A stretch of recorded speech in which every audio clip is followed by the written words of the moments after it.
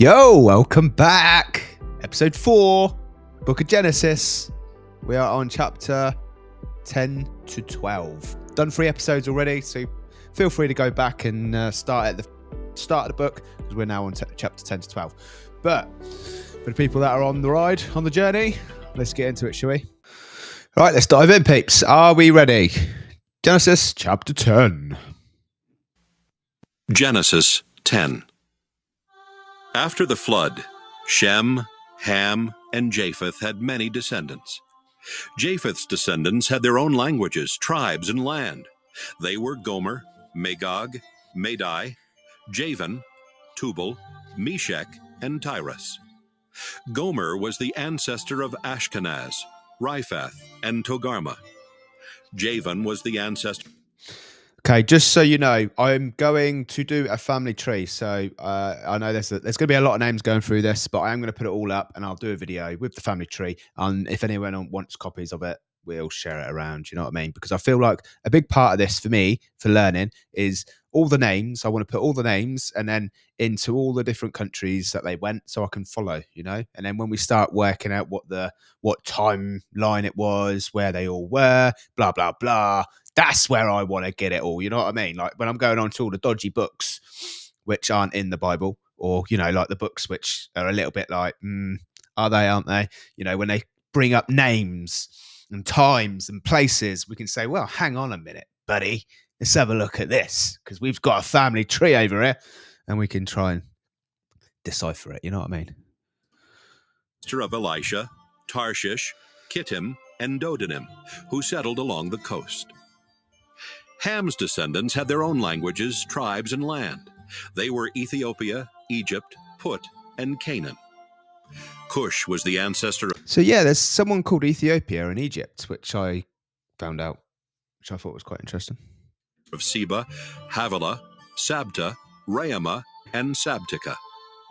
Raamah was the ancestor of Sheba and Dedan. Cush was also the ancestor of Nimrod, a mighty... Nimrod. I've got a feeling there's going to be a lot of future episodes based on this guy, the old Nimrod. He come up a lot in my videos on Red or Blue Pill, and there's a lot about him apparently. You know. Wow. Yeah. Listen to this. Mighty warrior whose strength came from the Lord. Nimrod is the reason for the saying, "You hunt like Nimrod with the strength of the Lord." Cush first ruled in Babylon, Erech, and Akkad, all of which were in Babylonia. From there, Nimrod went to Assyria and built the great city of Nineveh. He also built Rehoboth-ur and Calah, as well as Resen, which is between Nineveh and Calah. Egypt was the ancestor of Ludim, Anamim, Lahabim, Naphtuhim, Pathrusim, So Nimrod and Babylonia is what I'm really interested in. That's where I'm going to be doing deep dives in the future. But get through the Bible first, you know what I mean? Casluhim, and Caphtorim, the ancestor of the Philistines. Canaan's sons were Sidon and Heth. He was also the ancestor of the Jebusites, the Amorites, the Girgashites, the Hivites, the Arkites, the Sinites, the Arvadites, the Zemarites, and the Hamathites. Later, the Canaanites spread from the territory of Sidon and went as far as Gaza in the direction of Gerar. They also went as far as Lasha in the direction of Sodom, Gomorrah, Admah, and Zeboim. Shem's descendants had their own languages, tribes, and land. He was the older brother of Japheth and the ancestor of the tribes of Eber. Shem was the ancestor of Elam, Asher, So they have their own languages, tribes, and land. But I mean, who teaches all these languages? It's not easy to come up with a language. You know what I mean? Like this, yeah. But then also it says about it the God separating them and changing their languages so they can't communicate when they was building the tower. But yeah, we're getting to that. Pakshad, Lud, and Aram.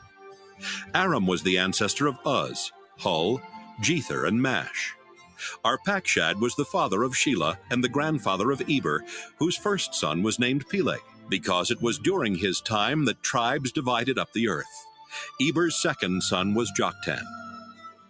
Joktan was the ancestor of Almodad, Sheleph, Hazarmaveth, Jireh, Hadoram, Uzal, Dikla, Obal, Abimael, Sheba, Ophir, Havilah, and Jobab. Their land reached from Mesha in the direction of Sephir, the hill country in the east. This completes the list of Noah's descendants. After the flood, their descendants became nations and spread all over the world. Genesis 11. At first, everyone spoke the same language.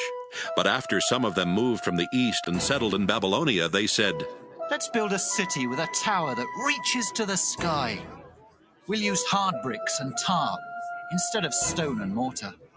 We'll become famous, and we won't be scattered all over the world. Oh, that's interesting. Use tar. That was what the God told Noah to build the boat with, tar, for some reason. I've just picked up on that. But when the Lord came down to look at the city and the tower, he said, These people are working together because they all speak the same language. This is just the beginning. Soon they will be able to do anything they want. Come on, let's go down and confuse them by making them speak different languages. Then they won't. Okay, in this book, that sounds very dodgy, right? I mean, that does sound dodgy to me. But yeah, obviously, in different books can be translated differently. We're going to get there to the different Bible texts, but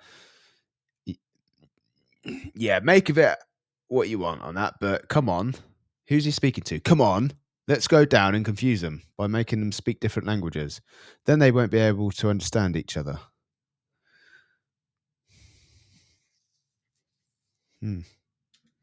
Be able to understand each other. So the people had to stop building the city because the Lord confused their language and scattered them all over the earth. That's how the city of Babel got its name. 2 years after the flood, when Shem was 100. What? Because they talk Babel. That's how the city of Babel got its name? Because they're all babbling because they're all speaking different languages. He had a son named Arpachshad. He had more children and died at the age of 600. This is a list of his descendants. When Arpachshad was 35, he had a son named Shelah. Arpachshad had more children and died at the age of 438. When Shelah was 30, he had a son named Eber. Shelah had more children and died at the age of 433. When Eber was 34, he had a son named Peleg. Eber had more children and died at the age of 464. When Peleg was 30, he had a son named Reu. Peleg had more children and died at the age of 239. When Reu was 32, he had a son named Serug. Reu had more children and died at the age of 239. When Serug was 30, he had a son named Nahor. Serug had more children and died at the age of 230. When Nahor was 29, he had a son named Terah. Nahor had more children and died at the age of 148. After Terah was 70 years old, he had 3 sons, Abram, Nahor, and Haran, who became the father of Lot. Terah's sons were born in the city of Ur in Chaldea, and Haran died there before the death of his father. The following is the story of Terah's descendants. Abram married Sarai, but she was not able to have any children. And Nahor married Milcah, who was the daughter of Haran and the sister of Iscah. Terah decided to move from Ur to the land of Canaan. He took along Abram and Sarai and his grandson Lot, the son of Haran. But when they came to the city of Haran, they decided to settle there instead. Terah lived to be 205 years old and died in Haran. Hang on a minute. I thought God said nobody was going to live past 120 years previously on a previous, but now they're 205.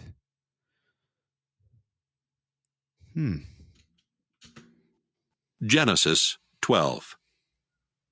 The Lord said to Abram, Leave your country, your family, and your relatives, and go to the land that I will show you. I will bless you and make your descendants into a great nation. You will become famous and be a blessing to others. I will bless anyone who blesses you, but I will put a curse on anyone who puts a curse on you. Everyone on earth will be blessed because of you. Abram was 75 years old when the Lord told him to leave the city of Haran. He obeyed and left with Like blessings and curses, curses and blessings. There's a lot of it. his wife Sarai, his nephew Lot, and all the possessions and slaves they had gotten while in Haran. And slaves. Sleeves. Not a fan of that. When they came to the land of Canaan, Abram went as far as the sacred tree of Morah in a place called Shechem. The Canaanites were still living in the land at that time, but the Lord appeared to Abram and promised, I will give this land to your family forever. Abram then built an altar there for the Lord. Abram traveled to the hill country east of Bethel and camped between Bethel and Ai, where he built another altar and worshiped the Lord. Later, Right. So I'm going to get this out here because I need to just get this out for myself so I can, when I come back to this, so I know what I was saying back then. But basically, the way I interpret it at the moment with this text and how God is speaking to, one family saying this will be your country. What about the other people? Like they're obviously working. It feels to me, like there's a few select people that are given nations and things. And then everybody else has to work under that nation, like what about everybody else? Like I say everybody else, like in today's world, I would say us, like me, like at the moment, we have a very select few people that have all the wealth running this world. And I would say, that could be the people, for instance, and we are everybody else. So they mention slaves and things in the Bible. Like that is kind of how I'm interpreting very naively early on into my journey, but I can't help but to put, things that are similar from a biblical text into today's modern world. You know what I mean? Abram started out toward the southern desert. The crops failed, and there was no food anywhere in the land. So Abram and his wife Sarai went to live in Egypt for a while. But just before they got there, he said, Sarai, you are really beautiful. When the Egyptians see how lovely you are, they will murder me because I am your husband. But they won't kill you. Please save my life by saying that you are my sister. As soon as Abram and Sarai arrived in Egypt, the Egyptians noticed how beautiful she was. The king's officials told him about her, and she was taken to his house. The king was good to Abram because of Sarai, and Abram was given sheep, cattle, donkeys, slaves, and camels. Because of Sarai, the Lord struck the king and everyone in his palace with terrible diseases. Finally, the king sent for Abram and said to him, What have you done to me? Why didn't you tell me Sarai was your wife? Why did you make me believe she was your sister? Now I've married her. Take her and go. She's your wife. So the king told his men to let Abram and Sarai take their possessions and leave.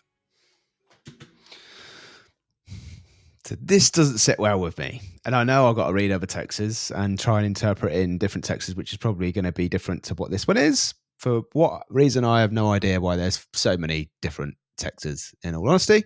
But I mean, could we not resolve that situation a bit more diplomatically? Like, do we need to go in with curses and diseases and things? Can we not sort it out, over a table, have a chat about this? Like the guy's scared. He's given his wife away, and taken. I think it was a king was taking the wife, and then God's tearing in and giving out diseases and stuff. So yeah, I don't know. It's going to be interesting journey. I think people. Yeah, I don't know what to make of that. Let me know what you think of that. Or I know that people have read the King James Bible version, and they keep putting them in the comment section. So if you want to get that translation, this is a translation which is for children, basically, is what I've been told. And it's the easiest one for me, and it's probably easy for people that haven't done this before, because I like that there's people talking and it's dramatized, so it makes it a bit more interesting for everybody. That's what I think, and that's why I'm going with this one to start with, so we can all get an understanding of this, and if we need to, we can translate it of the real meaning. Because let's face it, even with like the right book, nobody really agrees on it anyway. Not many. There is a lot of people that do agree with one type, and there's probably a lot of people that agree with a different way. You know what I mean? Well, that is 12 chapters done, people. So thank you for watching. I'll be back again tomorrow to do 13 to 15. But yeah, we're getting through it.